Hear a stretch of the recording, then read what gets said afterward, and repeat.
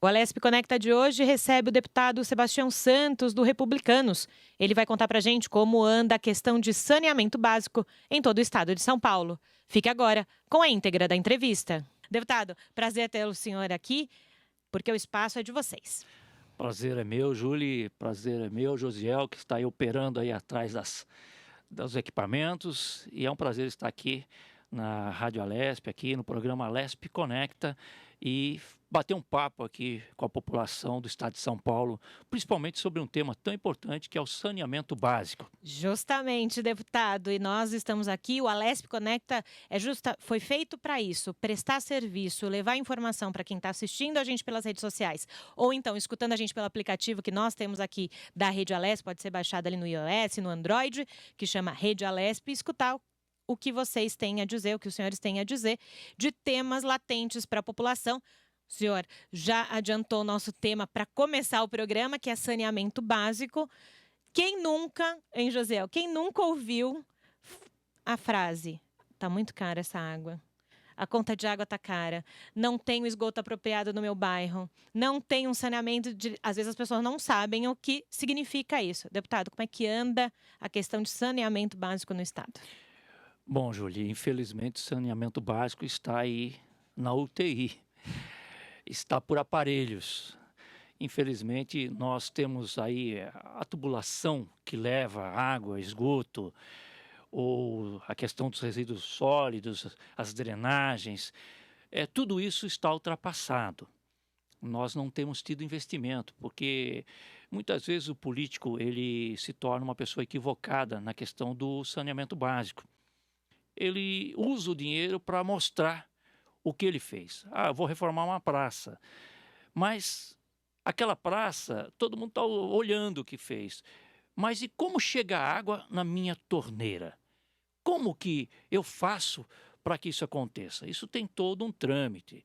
Você precisa ter os poços para captar água, ou se é do rio, como aqui em São Paulo, que você capta aí das represas, né? E represas essas que muitas vezes estão contaminadas, porque o município de São Paulo ele está com o lençol freático todo ele contaminado, porque nós fizemos aí com que postos de gasolina se estabelecessem em todos os lugares e você vê muitos deles já desativados, mas ele está ali contaminando o lençol freático. Então você tem que captar a água. E após a captação da água, você tem que tratar ela. Se ela tiver produtos químicos, você tem que tratar esses produtos químicos, tem que retirá-los e fazê-la ficar saudável. Aí você tem o pH, que tem que estar numa normalidade, não pode estar lá em cima, não pode estar lá embaixo. Você tem também o tratamento biológico, que é o tratamento para tratar os resíduos aí, muitas vezes oriundos até de fezes, né, oriundos aí de produtos que vêm da agricultura, os pesticidas, e você tem que zerar isso, você tem que levar para a pessoa uma água que realmente ela possa tomar e que possa estar saudável. Infelizmente, muitos bairros, se você fizer uma análise de água, você não vai encontrar essa análise perfeita, você vai ter várias alterações. Você tem a perca de água muito grande. As pessoas falam, ah lá, estão lavando um carro ali com a água. E a água que está sendo lavada do carro, ela muitas vezes é potável, foi pago, gastou-se energia, gastou-se produtos, gastou-se lugar para armazenar, e tudo isso está sendo jogado no lixo, não está sendo usado para o consumo humano, o que deveria ser principal. E às vezes as pessoas não entendem como funciona o seu pagamento ali da continha todo final de mês. Então vamos dividir para as pessoas entenderem. Hoje, efetivamente, no estado de São Paulo, a gente sabe que há um certo tipo de racionalização de água, não se tem água para todos os cantos, até mesmo a gente conversava antes de começar o programa, que a região metropolitana cede água para a capital para que não ocorra esse racionamento. No mundo ideal, deputado, o que precisaria ser feito para que todos tivessem tratamento de água e esgoto de qualidade? Eu começo com as empresas ou eu começo com a cultura das pessoas que não entendem como cuidar da água, como o senhor acabou de falar, lava o carro com uma água potável. Como é que eu começo? Olha, o ideal seria começar primeiro pela educação. Aí eu posso dar o exemplo da Coreia do Sul. Uhum. Estarei indo até na Coreia do Sul para conhecer uma estrutura hospitalar que eles têm lá, que eles tratam biologicamente a saúde das pessoas. E a Coreia do Sul é um pouquinho maior que o Paraná, né, o estado do Paraná. Mas em 20 anos eles saíram de uma favela e se tornaram o 12º país no mundo. E com uma tecnologia que chega a ser primeira do mundo. Então, o que houve? Primeiro ponto, decidiram trabalhar educação. Uhum.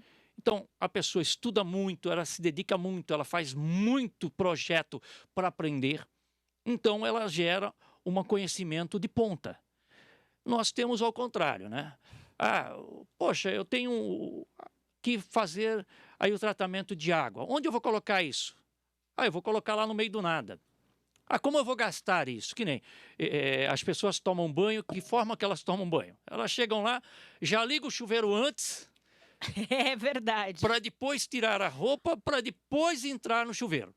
Você já gastou muita água. Então aí você já jogou muita água tratada fora. Literalmente pelo ralo. Pelo ralo. Já foi para o esgoto a água que você deveria de estar utilizando. Hoje nós já temos alguns equipamentos, principalmente chuveiros, nós já temos alguns chuveiros que te dá lá uma regra. Olha, você tem tanto tempo para tomar banho. Então você vai entrar, se molhar, se ensaboar todos, e depois o chuveiro vai te dar a água para você tirar o sabão, tirar o shampoo. Precisa de uma modernidade para dizer o que a gente tinha que fazer, né? Então isso é uma técnica que está sendo produzida já e que em breve eu acredito que o próprio governo vai trabalhar isso para dar um chuveiro desse para uma população de periferia, porque eles têm uma dificuldade muito grande da água chegar lá, então ele vai ter um equipamento de ponta onde ele vai utilizar realmente de forma racional. A água tem um limite. Acabou o limite e não tem mais água. Você vê que os árabes estão pegando água do mar, tirando o sal e trazendo para o seu uso. E qual é o valor de 1 litro de água lá num país árabe? Caríssimo. Eu estive em Israel por 2 vezes. Uma garrafinha de água é garrafinha. É produto de luxo. É garrafinha, tá? Não é uma... 200 ml, pequenininha. É uma garrafinha. Você compra uma garrafinha, $1. E acabou. Se você quiser tomar, você toma. Se não quiser, você não fica sem tomar. E é uma água diferente da nossa. Nós temos água no interior do aquífero Guarani, uma água de ponto, uma água mineral. O cara toma água mineral. Pura. Entende? Pura. Aí você tem em Israel uma água meio saloba, é diferente. Até o refrigerante ele tem um gosto diferente. Por quê? Porque é uma água que tem lá um tratamento diferenciado. Eles não têm água potável. Não consegue tirar todas as propriedades que vêm do mar. Não tem jeito, né? Não tem uma matemática aí ou um produto de ponta que consiga ainda hoje fazer isso, né? E para você conhecer um pouquinho mais, você tem a água do mar e você tem a água das montanhas que foram do degelo. Congelaram, o Monte Hermon congela durante um determinado tempo e durante o ano todo ele vai descongelando e vai fazendo o Mar da Galileia se tornar Mar da Galileia. Então, você tem aquele ponto de água doce, onde se cria o peixe, onde se dá toda uma condição para a sobrevivência do país. Entende? Agora, aqui não. Aqui nós temos água em todo lugar, então vamos jogar fora em todo lugar. Justamente. Mas ter água em todo lugar, como o senhor falou, uma hora a água vai acabar. Né? A gente já tem, falei agora há pouco, uma região metropolitana servindo o abastecimento da capital, do município, porque o município mesmo não consegue produzir a sua própria água por justamente isso. Então, assim, a primeira é a conscientização das pessoas. Partindo desse princípio de conscientização, a gente vai justamente para os momentos de políticos, né? Podemos dizer, governos, municipal, estadual, federal. A partir de qual momento eles precisam ser efetivos e cobrem dessas empresas que façam um serviço de qualidade? Olha, eu acho que deveria ser um item que já constasse no orçamento do ano. Uma análise geral. O Estado de São Paulo faz uma análise dos 645 municípios, define as prioridades e coloca as prioridades dentro do orçamento. Então, esse ano nós vamos ter isso, isso, isso, isso. Por quê? Primeiro, se pensa regionalmente. Vamos falar aí que pensasse em Campinas, né? Onde você tem lá mais de 1 milhão de habitantes, em Guarulhos, que infelizmente veio ao caos nesse ano. Eles trocaram até de empresa. E que uma empresa teve que ser colocada ainda a pedido, porque chegou num caos, não havia água tratada, não havia esgoto tratado, a falta de água constante, a população tendo que comprar água mineral para poder fazer tudo em casa. E é uma questão. Por que está fazendo isso? Porque não tem no orçamento, não tem uma regra. Então, eu vou gastar com um tubo, vou trocar um tubo que está há 50 anos lá enterrado, um tubo de ferro, como aqui na Assembleia Legislativa do Estado de São Paulo, você vai nos banheiros aí dos deputados, você vê lá uma água amarelada. Aquilo é tubo de ferro, é o tubo que não foi tirado, entende? Que tem que se fazer uma reforma e gastar. Só que o gasto vai ser muito grande. E as pessoas não veem tubo dentro da terra, falar isso pro senhor. Dentro do concreto. Não é uma obra para ser vista com os olhos, né? Mais necessária. E o senhor falou de uma questão importante sobre orçamento. A gente sabe que estamos no meio termo de votação, quase acabando o ano de 2019. Temos no plenário para votar o orçamento 2020. E o senhor falou de uma questão. Ser regra, tem que se gastar todo ano X com saneamento básico. Hoje não acontece isso, né, deputado? Só para as pessoas entenderem o que o senhor está falando, que não conhecem muito o trâmite, né, do dia a dia, para eles entenderem. Hoje não há essa regra. Acontece, vão tentando colocar os valores em determinadas pastas, é isso? Exato. Para você ter uma ideia, pode ser que eu esteja equivocando, mas esse ano inteiro nós discutimos sobre água aqui no Estado de São Paulo por 2 vezes. 2 projetos de lei que veio a esta casa. Tá? 2 apenas.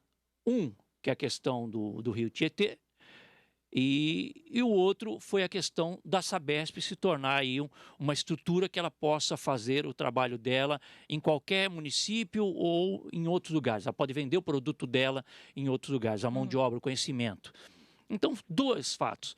Mas eu garanto para você que o orçamento do Estado não vai contemplar nada, 0, nesse sentido. Se vai acontecer alguma coisa, vai ser uma coisa pontual, que um prefeito está trabalhando, que já está com o Ministério Público na cabeça dele. Já está avançado com alguma ideia. Que não tem mais o que fazer. Então, ele já está pagando multa, ele já está deixando a população sem condição, que nem eu posso citar Barretos.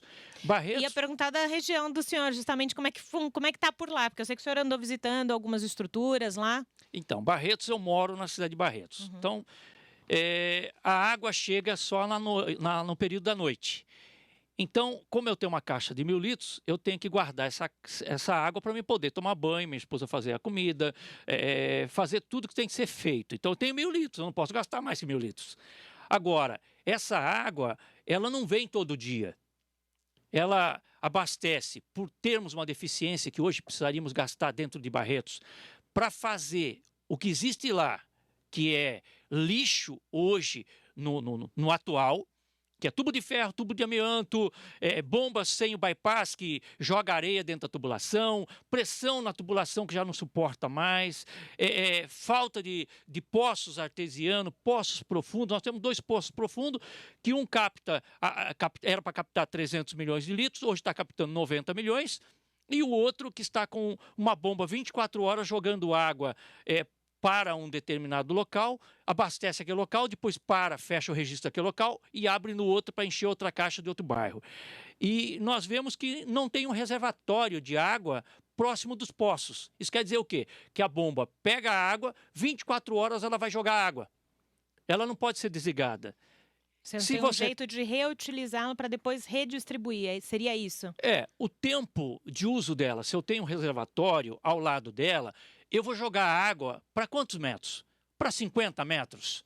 Então, eu vou gastar um tanto de força daquela bomba.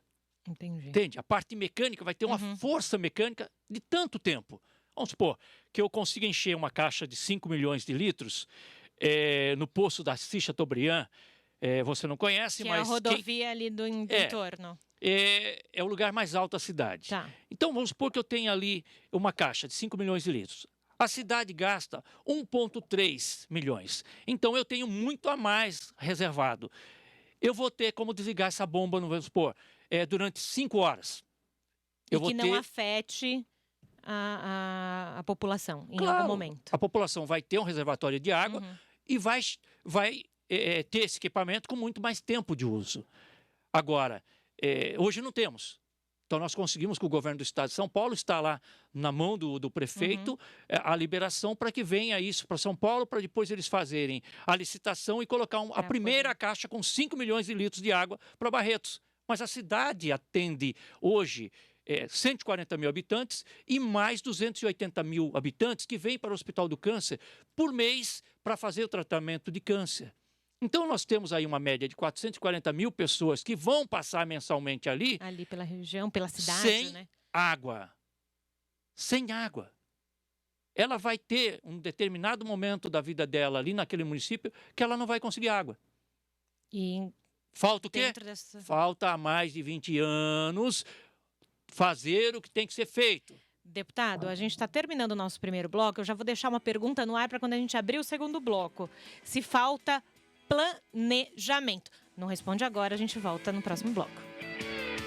Nesse primeiro bloco, o deputado Sebastião Santos contou como anda a questão do saneamento básico, tanto na cidade de São Paulo quanto no interior paulista, onde ele atua.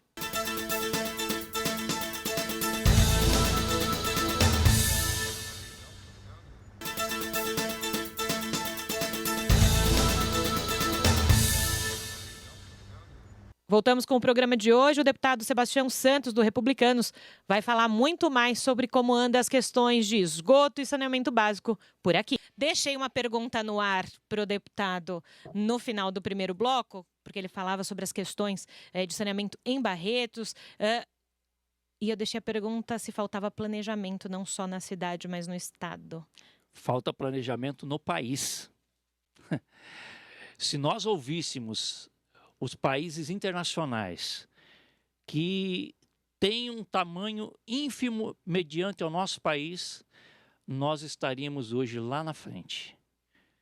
E hoje nós temos uma situação complicadíssima. Nós não temos recursos para investir, mas nós temos a possibilidade de terceirizarmos isso. Nós temos países querendo investir no Brasil para fazer o que eles já fizeram para a sua fora população. Do país e que deu certo. E que eles fazem muito bem lá.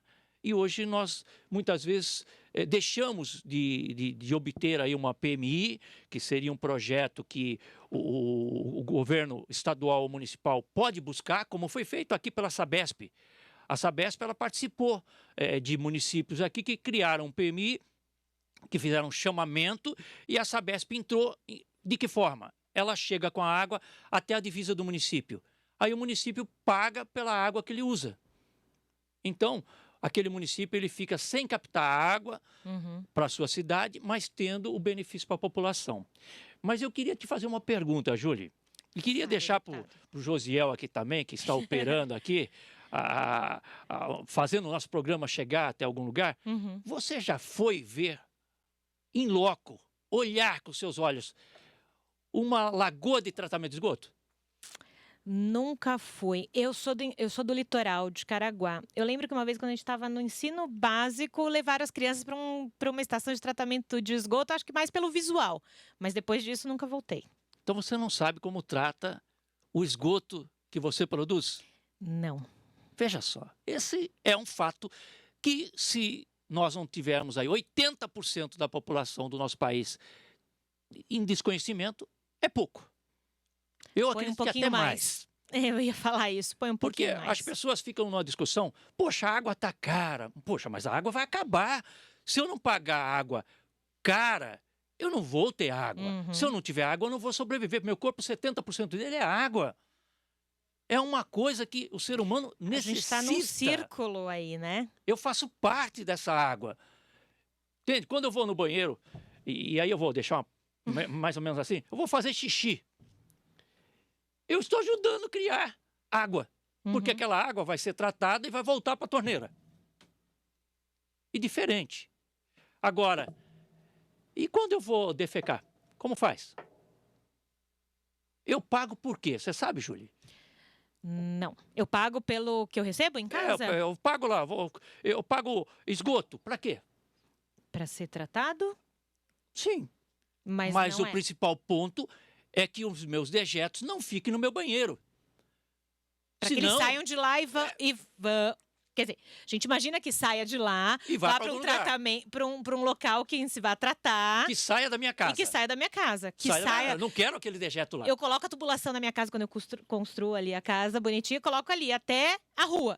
Da rua Exato. para frente é serviço do município, do estado. E é que isso? custa muito caro para se fazer. Para retirar o meu dejeto de dentro do meu banheiro, de dentro da minha pia. Eu lavei a louça. Uhum. Joguei um monte de óleo lá dentro da minha pia. Aquilo tem que sair da minha casa. Eu não quero aquilo lá. Eu estou pagando para ser retirado de Eu lá. estou pagando 100%. Se eu gastei 1 litro de água, eu tenho que pagar por 1 litro de esgoto que tirou da minha casa. Porque eu comprei água. E mesmo que seja eu que ingerir 1 litro de água, eu vou ter que dar um jeito de tirar esse 1 litro de água, porque depois de passar pelo meu corpo todo, filtrou o sangue, limpou os órgãos, eu vou ter que Vai. jogar fora, já é lixo. De algum jeito. Esse lixo tem que ser tratado. E aí eu tenho que pagar. E as pessoas muitas vezes falam, mas o esgoto está caro. Não, você usou 1 litro de água, você tem que pagar por 1 litro de esgoto. Porque você gerou 1 litro. A conta seria entre Entende? aspas, simples. Aí entra aquela questão. Você vê o esgoto a céu aberto. Por quê? Faltou saneamento básico. Faltou o básico. As pessoas tomaram Por isso chama conta. saneamento básico. Básico do básico para você poder conviver e viver. Sobrevivência do ser humano ou de um ser vivo. Entende? Então, é o tal negócio, que nem nós tivemos agora a questão das pessoas falando muito sobre o vazamento de petróleo que houve lá no Nordeste. Por que tirar logo o petróleo dali? Aquelas borras de petróleo? Porque vai contaminar e matar todo o ecossistema vivo. Então, tudo... É uma cadeia, né? Você precisa entender que isso é uma cadeia. Uma coisa depende da outra. E é necessário. Eu tenho que fazer minha parte, que nem eu quero lavar meu carro. Você passa nas ruas, aí a pessoa está lavando a calçada, lavando rua, o cachorro fez a sujeira dele, estou eu lavando lá a sujeira do cachorro. Ótimo, temos que fazer isso. Só que aquela água deveria ser uma água de reuso. Eu quero lavar meu carro? Ótimo. Não tem chuva? Tem chuva, todo ano vai chover. Vamos armazenar. Vamos ter o hábito de colocarmos uma caixa, colocarmos as calhas, colocarmos dutos para chegar aquela água naquela caixa. Então, eu tenho lá armazenado 10 mil litros de água por ano. Então, eu posso lavar meu carro à vontade. Tranquilamente, se você quiser lavar todos os dias, ok. Não foi uma água tratada, foi uma água que a natureza nos deu. Entende? Agora, se você pegar para tomar aquela água, mesmo fervendo, você vai ter uma dor de barriga. Com toda certeza. Você vai ter um problema sério que você vai ter que ir lá no médico. E olha que nós estamos falando de saneamento básico em muitos lugares do estado e da própria cidade. Há pessoas que acabam tendo a dor de barriga porque não tem o tratamento devido. Nós não temos um mundo ideal, né, deputado? Infelizmente, com relação a isso. Hoje, com o que nós temos, como é importante analisar os senhores que estão aqui no Palácio 9 de Julho, se atentar a essa questão, trazer essa discussão para casa. O senhor falou, 2 vezes só dentro da casa foi discutido questões sobre água. Né? O trabalho, efetivamente, do senhor para essa questão, porque eu vejo assim, que é uma coisa latente, é legal escutar quem entende do assunto, né? Porque fala com uma propriedade. Como é que a gente faz, então, essa volta, deputado? Bom, em primeiro lugar, é questão de recursos. A cada R$1 investido em saneamento básico, você tem R$3 que não vão ser investidos na saúde. Então, é fácil. Você veja que nós temos aí 300% no mínimo de base de lucro você investir realmente num saneamento adequado. Então, nós temos que criar grandes debates, temos que fazer com que quem está na ponta realize as obras necessárias. Temos que pensar isso regionalmente e temos que pensar isso macro. Então, nós temos que pensar o Estado e ter condição financeira para bancar isso de uma forma real, né? Hoje nós já temos aí a lei que define a questão da água, resíduos sólidos, né? Eu quero modificar minha casa, vai resultar em resíduos sólidos. Mas o que eu vou fazer com isso? Você tem todo um trâmite, você precisa seguir processos sobre isso, né? Então, você tem que criar alguma coisa que dê dinheiro. E isso aí eu posso dar o exemplo de Rio Preto. Rio Preto pega todo o produto dele, tem uma área do município de Rio Preto que a pessoa paga lá as caçambas para retirarem os entulhos, vai para uma área, essa área faz todo um tratamento naqueles entulhos, que vai depois para as rodovias rurais, mas também vai para a construção de bancos, de guias, de pontaletes, que é usado para fazer fechamento com arame, as cercas, como é mais chamado aí. E você faz um lugar que ia dar prejuízo, dá lucro. E aí você tem o equipamento, o produto ecológico, que foi reutilizado, mas de uma forma ecológica. Então, eu tenho lá o intertravado para fazer o piso das minhas praças, todo ele ecológico. Então, ele vai ser uma esponja. Ele vai chupar toda a água de chuva e vai jogar essa água dentro do lençol freático. Por isso que a gente fala novamente de planejamento, entender como funciona todo esse círculo, todo esse a gente pode chamar de um ecossistema, porque uma coisa depende da outra. Claro, não vai mudar de um dia para a noite, mas você precisa de pessoas que pensem nisso, porque quando a gente chegar daqui, sei lá, 30, 40, 50 anos, os nossos filhos, netos, vão estar pensando em outras questões ou desesperados para se ter água e coisas básicas para poder sobreviver, não tem jeito. E dentro disso de planejamento, deputado, o senhor me permite, aqui na pauta que eu tenho, são 20 obras paradas em 21 cidades. Cai de novo no planejamento, não se pensa. Não.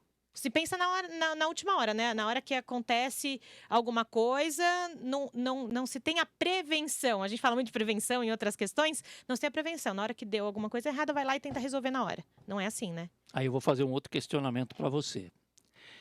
Para você e para o Josiel. Vocês hoje foram pegos para... Ótimo, não, estamos aqui para responder. O que vocês dois estão fazendo para que possa retornar em prol da população, hoje, na sua geração, para os seus filhos, para os seus netos, que eles possam ter água no futuro, que eles possam ter água tratada, que eles possam ter saúde no futuro? No mínimo, cuidado que se tem.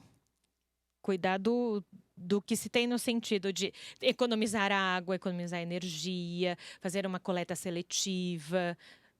Você faz coleta seletiva? Faço, no meu prédio tem. Você é radical com ela? Às vezes, não posso dizer que 100%, deputada, não vou mentir para o senhor. Porque a coleta seletiva está lá. É que lá está assim, se você não pode jogar, você toma até multa lá no prédio. Eu acho bem interessante isso, que é um dos poucos lugares que eu morei que tem isso. Se você não faz a coleta, você toma multa. Então, é um jeito de você puxar o morador para fazer. Eu conheci um alemão e ele me ensinou muito no passado, quando eu tinha aí meus 18 anos.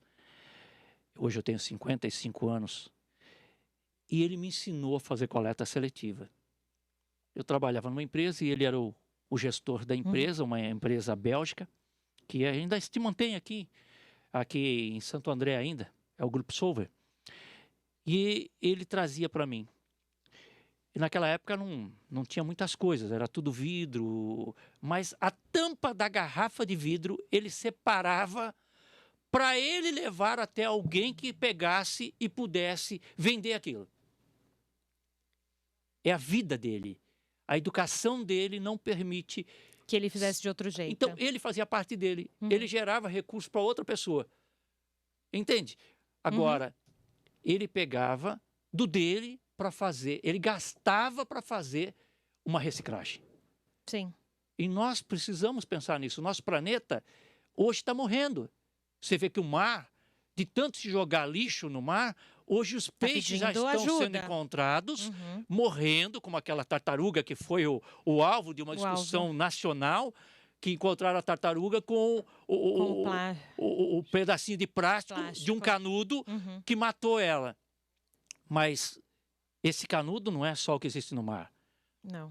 Nós temos o plástico hoje em muitos lugares dos rios. Você vê aqui o Rio Tietê, ou aqui no nosso lado. Tietê, Pinheiros, quem é que está fazendo eles ficarem com tantas garrafas jogadas ali? A população. A população. Agora, não tem que pagar mais caro? Porque, infelizmente, quando você paga, você dá valor. Você toma uma multa. Parece que você tem que mexer no bolso. Infelizmente, é assim, né? Quando mexe no bolso, as pessoas começam a achar que pode... Começam a achar, não, começam a fazer diferente, né?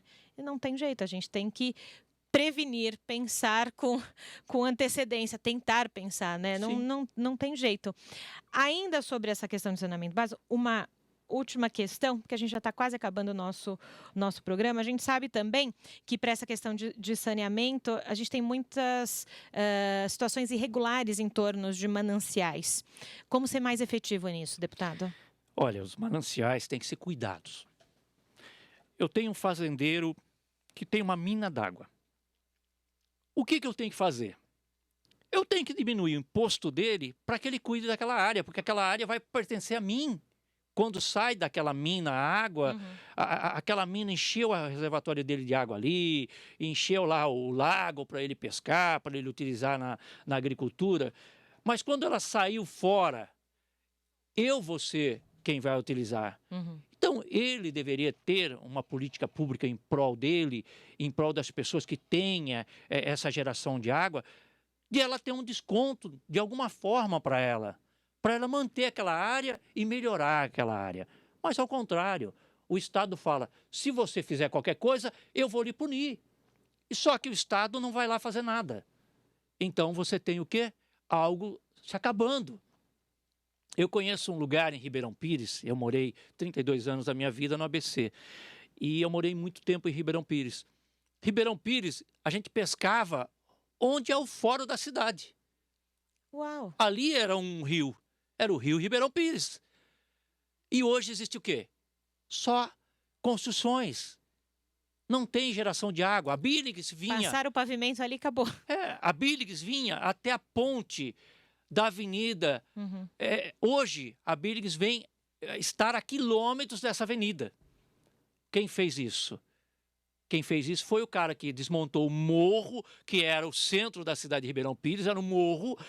Colocaram os tratores, tiraram toda aquela terra e aterraram o rio que estava ali. Hoje, aquele bairro, que é uma parte do Bertoldo, uma parte de outros bairros ali, hoje é totalmente habitado, a pessoa não sabe nem o que tinha lá. Eu pescava lá com meu pai. Eu pegava um peixe que hoje você não acha mais na Bílix, porque contaminou, o saguiru. O saguiru é um peixe cheio de espinho.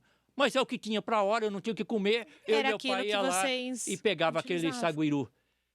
Então, e a gente está falando de pouco tempo, deputado? Pouco tempo. Nós estamos falando aí de... Eu comecei a pescar com 4 anos de idade porque eu não tinha...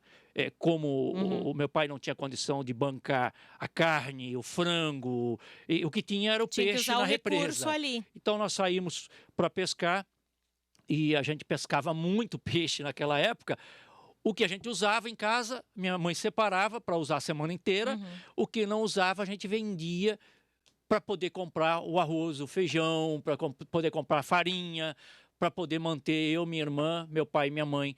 Que a água naquela época, o meu pai não tinha, nós morávamos num barraco, no alto de um morro, e o que tinha era uma mina a quase 500 metros, que o meu pai pegava lá 2 latas de 18 litros, colocava nas costas, pegava a água e levava lá. E era tudo que a minha mãe tinha para fazer tudo. É tanto que eu não tinha banheiro na minha casa. As pessoas às vezes não têm ideia do que foi, né? Do que cada pessoa passou, né? Não tem jeito. Esse deputado Sebastião Santos, do Republicanos. Deputado, infelizmente o nosso programa acabou. O senhor falava meia hora é pouco. Meia hora é pouco, então eu gostaria já de convidar o senhor, uma próxima oportunidade, de vir ao Alesp Conecta. O programa está aberto aí para o senhor vir aqui falar, trazer também quem o senhor quer aqui para discutir, entrar na roda do tema. Obrigada pela aula de hoje aqui, deputado. Eu que agradeço, Júlia, em primeiro lugar, por eu poder usar o meu DRT, que faz Somos um colegas. mês que a gente não utilizava, nós estamos utilizando aqui hoje. Agradecer a você, agradecer a toda a equipe, agradecer ao Josiel aí, toda a equipe que está lá do outro lado, lá gerando o programa e tal. A Dani está lá gerando as Dani, imagens. um grande abraço a Dani, a todos os amigos ouvintes, e dizer que, olha, parabéns por nós termos, depois de quase um pouquinho mais de 8 anos que eu estou aqui nessa casa, um programa de rádio voltado ao deputado poder falar para a população, e que o Alesp Conecta seja realmente um programa que a população venha a assimilar no seu dia a dia e possa conhecer os fatos do nosso estado aqui de São Paulo. Esse foi o Alesp Conecta de hoje. Fique ligado no nosso próximo programa.